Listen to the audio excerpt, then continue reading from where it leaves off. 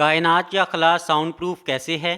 کائنات میں جیسے سورج کے جلنے، اس پہ ہونے والے دھماکے کی آواز ہے، وہ ہم تک کیوں نہیں پہنچتی؟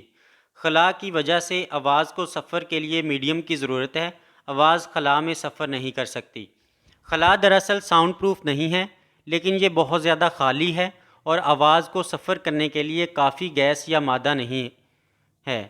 جب کوئی جسم حرکت کرتا ہے تو یہ آواز کی لہریں پیدا کرتا ہے جو ہمارے کانوں میں سفر کرتی ہیں اور ہم آواز کو سنتے ہیں، لیکن خلا میں بہت کم گیس یا مادہ ہے، اس لیے آواز کی لہر میں بہت دور تک نہیں سفر کر سکتی۔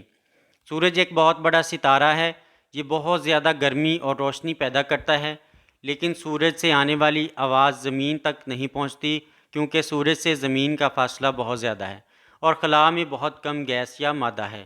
تاہم خلا میں آواز کو سننے کے لیے ہم مختلف طریقے استعمال کر سکتے ہیں۔ ایک طریقہ یہ ہے کہ ریڈیو لہروں کا استعمال کریں جو خلا میں آواز کی لہروں سے زیادہ تیزی سے سفر کرتی ہیں۔ ریڈیو ٹیلیسکوپس کا استعمال کرتے ہوئے ہم سورج کی آواز سن سکتے ہیں اور ہم دوسرے ستاروں سے آنے والی آواز بھی سن سکتے ہیں۔ ایک اور طریقہ یہ ہے کہ ہم خلا میں آواز کو دیکھ سکتے ہیں۔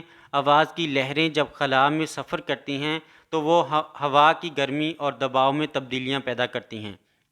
ان تبدیلیوں کو ایک آلے کے ذریعے ریکارڈ کیا جا سکتا ہے، ایکوسٹک ٹیلیسکوپ کہا جاتا ہے۔